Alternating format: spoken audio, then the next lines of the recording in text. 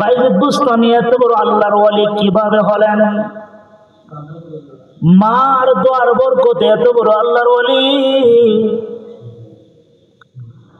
মাত্র এক গ্লাস পানি তার মাকে দিয়েছিল, মা এমন দোয়া করেছে বাইজিদ বুস্তামিকে সারা বিশ্বের মুসলমান বলেন, হিন্দু বলেন, খ্রিস্টান বলেন, ইহুদি বলেন, গারো বলেন, সমস্ত সম্প্রদায়ের লোকেরাও বাইজিদ বুস্তামিকে সম্মান করে। বাইজিদ বুস্তামি আল্লাহ তাআলার ওয়ালি। সমস্ত সম্প্রদায়ের লোকেরা এটা স্বীকার করে।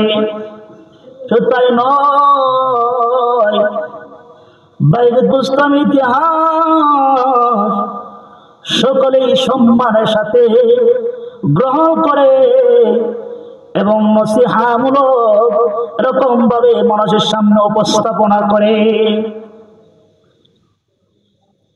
মা অসুস্থ, সন্তান পানির প্রয়োজন। গভীর রাত্রে খোঁজাখুঁজি করতে গিয়ে একজন থেকে পানি নিয়ে আসলেন, দেখে মা ঘুমন্ত, মাকে জাগাই নাই। হাতের মধ্যে পানি নিয়ে মার পাশে দাঁড়িয়ে আছেন। যখন মা ঘুম থেকে উঠবেন তখনই মাকে পানি দিবেন। সারা রাত্র চলে গেল। মুয়াজ্জিন যখন ফজর বেলায় মসজিদের মধ্যে আযান দিল, মার ঘুম ভাঙলো। দেখে ছেলে বাইজিদ মার সাথে, মার পাশেই হাতের মধ্যে গ্লাসের মধ্যে পানি নিয়ে দাঁড়িয়ে আছেন। মা এমন দোয়া করছে, আল্লাহ তাআলা এমন ভাবে বাইজিদকে কবুল করেছেন, সারা বিশ্বের মানুষ তাকে আল্লাহর ওয়ালি হিসাবে তাকে চিনে।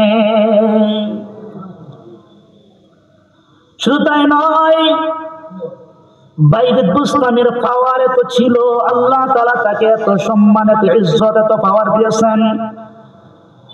যদি কোনো খ্রিস্টান ও মুসলিম, হিন্দুরাও বাইজিদ বুস্তামি রাহমাতুল্লাহ আলাইহির চেহারা একবার দেখতো, সাথে সাথে বাইজিদ বুস্তামির হাতে ধরিয়া ওই ইহুদি, ওই খ্রিস্টানরাও ও মুসলিমরাও এরকম ভাবে বাইজিদ বুস্তামি রাহমাতুল্লাহ আলাইহির হাতে ধরিয়া কালিমা পড়িয়া মুসলমান হতে বাধ্য হয়েছে।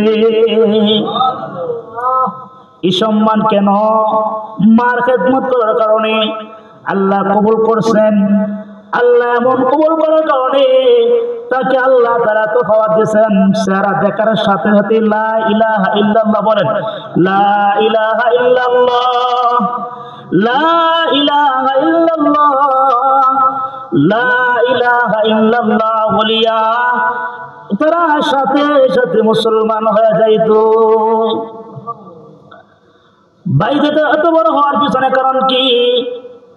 যখন বাইজিদ বুস্তামি রাহমাতুল্লাহ আলাইহি ওনার মা গর্ভে ছিলেন, গর্ভে থাকা অবস্থায় পিতা মারা যান। মা চিন্তা করলো তার পিতা নাই, আমি আমার সন্তানকে একজন আলেম বানাবো, ওলি বানাবো, ওলি।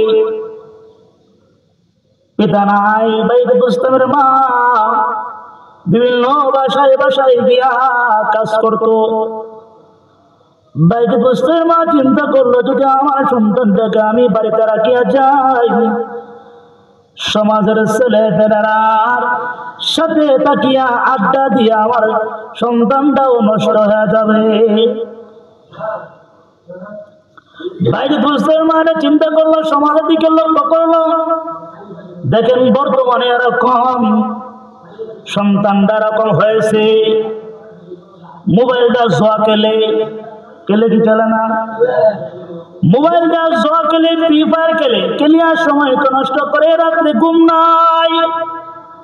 মোবাইল টিপিয়া রাত্রেবেলায় ঘুমাইতে পারে নাই।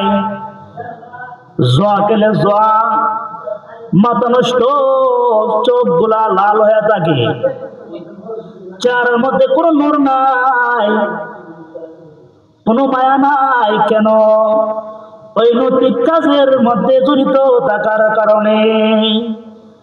ফেসবুক একটা ভাইরাস বেরিয়েছে। এই ফেসবুকটাকে অনেকে ভালো কাজে ব্যবহার করে, আর অনেকেও খারাপ কাজে ব্যবহার করে। করে কি করে না? ফেসবুকে মেসেঞ্জারে গিয়া আড্ডা, দিনে রাত্রে ছেলে মেয়েদের আড্ডা। কিছুদিন আগে তো করোনা ভাইরাসের নাম দিয়া সমস্ত শিক্ষা প্রতিষ্ঠান বন্ধ ছিল কি ছিল না? ছিল। আমাদের একটা সুযোগ করে দিয়েছিল যে অনলাইনে ছেলেপেলেরা লেখাপড়া করবে। কি করবে?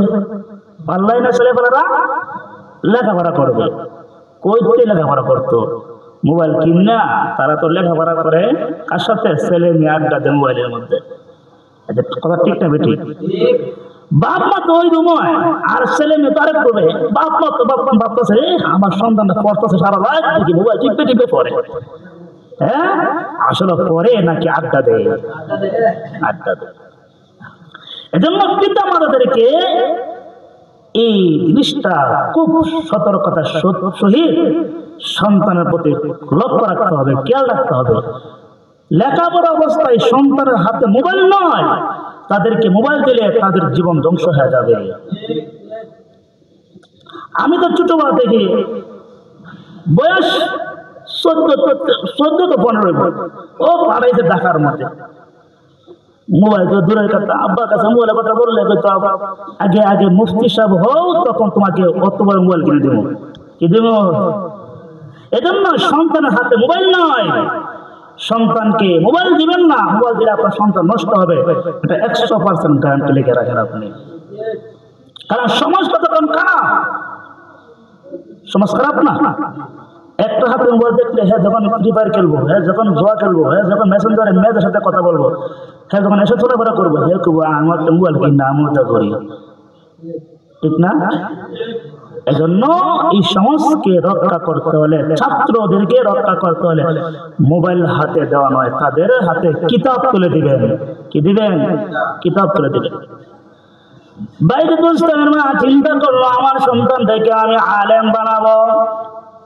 যদি সন্তানকে আমি আমার ঘরের মধ্যে রাখিয়া যাই, সমাজের হালত খুবই খারাপ, আমার সন্তানটা এরকম খারাপ হয়ে যাবে।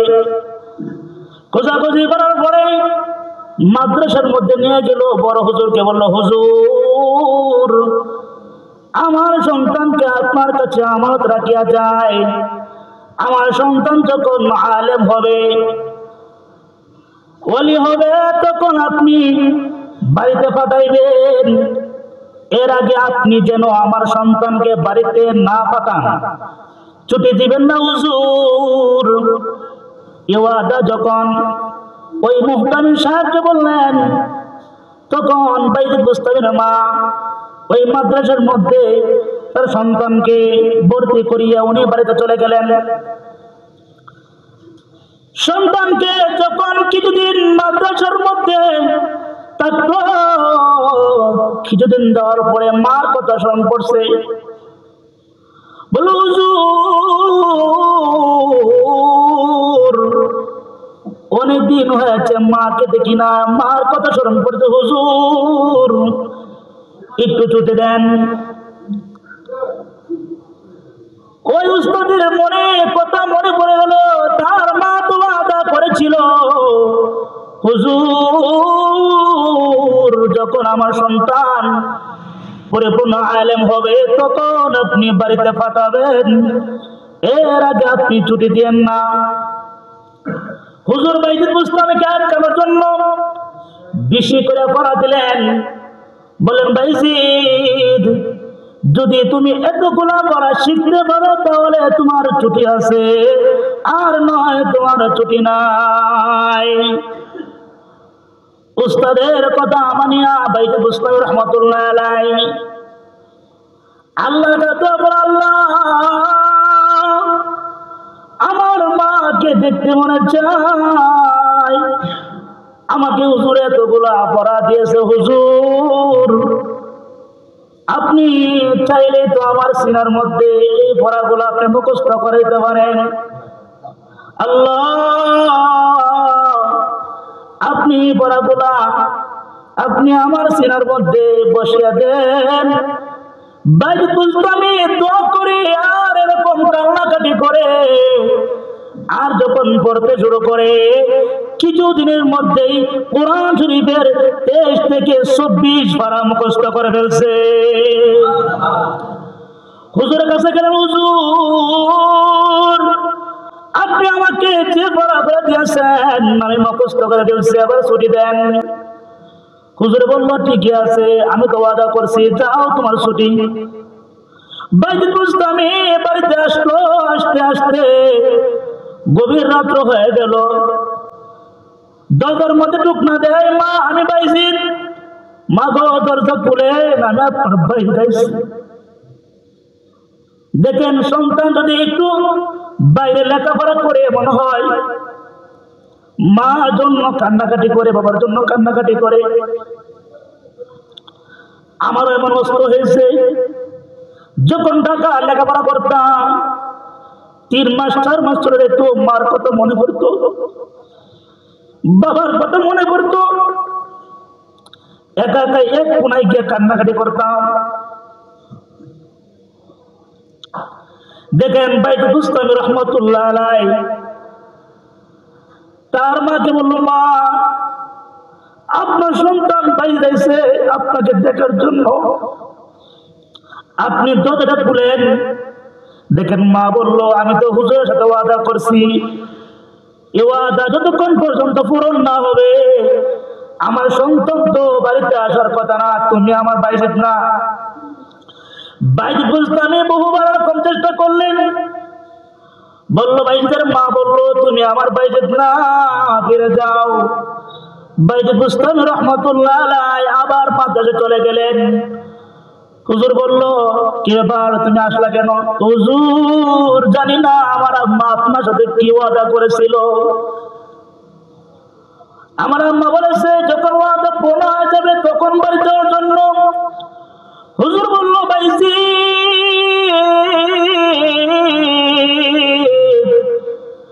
তোমার মা আমার সাথে ওয়াদা করেছে যখন তুমি আলেম হবে, যখন তুমি ওয়ালি হবে তখন তোমাকে বাড়িতে পাঠানোর জন্য। বাইরে বলল, হুজুর ঠিক আছে, আমি যখন ওয়ালি হব, যখন আমি পরিপূর্ণ আলেম হব তখন আমি বাড়িতে যাব। যখন বাইতুল মুস্তামি রহমতুল্লাহ আলাইহি বয়স 18, তখন বাইতুল মুস্তামি রহমতুল্লাহ আলাইহি আলেম হয়ে গেলেন। অপরদিকে বাইতুল মুস্তামি রহমতুল্লাহ আলাইহি উনি তাহাজ্জুদ নামাজ পড়তেছেন। এমন সময় নবী করিম সাল্লাল্লাহু আলাইহি ওয়াসাল্লাম বাইতুল মুস্তামি রহমতুল্লাহ আলাইহির উস্তাদের স্বপ্নে ঘুমের মধ্যে স্বপ্নের মধ্যে দেখা দিলেন।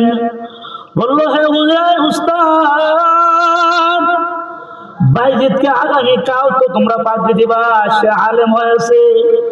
শুনো বাইজিদ এমন কামেল হয়েছে, আল্লাহ তাআলার নিকট সে কবুল হয়ে গেছে।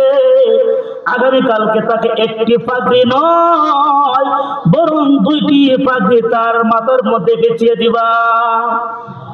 একটি পাগড়ি হলো সে আলেম হয়েছে, এই আলেম হওয়ার কারণে একটি পাগড়ি, আরেকটি পাগড়ি হলো তুমি তাকে খেলাফত দান করো, আর আরেকটি পাগড়ি হলো সে আল্লাহর ওয়ালি, এই ওয়ালির প্রতীকটাও তার মাথার মধ্যে তুলিয়ে দিবা। দেখেন সন্তান যখন আলেম হয়, দাওরা বাস করে পাগড়ি পায়, পিতামাতা অনেক খুশি, খুশি না? খুশি। দেখেন কত একজন আলেমের সম্মান। আমি যখন দাওরা হাদিস পাস করছি ঢাকা থেকে, বাড়ি যখন বলছিলাম পিতামাতা আত্মীয় স্বজন সবাইকে যে আগামীকাল আমাদেরকে পাগড়ি দিবে, অনেক দূর যাইতে পারে নাই। আমার আম্মার বড় ভাই থাকে ঢাকা, বড় অফিসার।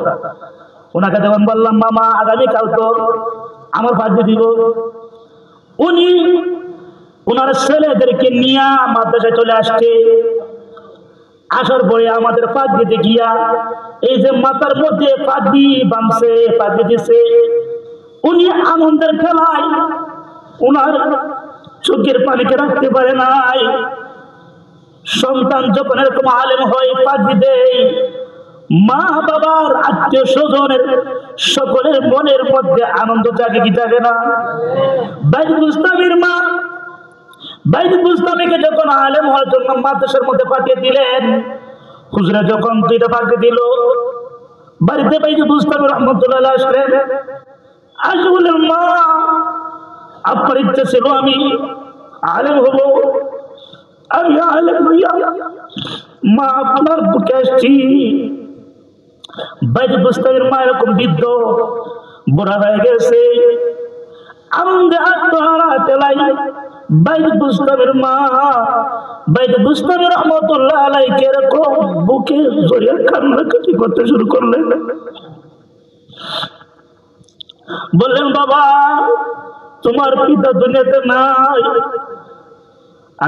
আমি যেন তোমার পিতার হক আদায় করতে পারি, এজন্য যাতে করিয়া তোমার পিতা আমাকে কবরের পরে জিজ্ঞাসা করে বাইতুকে তুমি কি বানাইছিলা, এজন্য তোমার পিতার ওয়াদা আমি রক্ষা করেছি।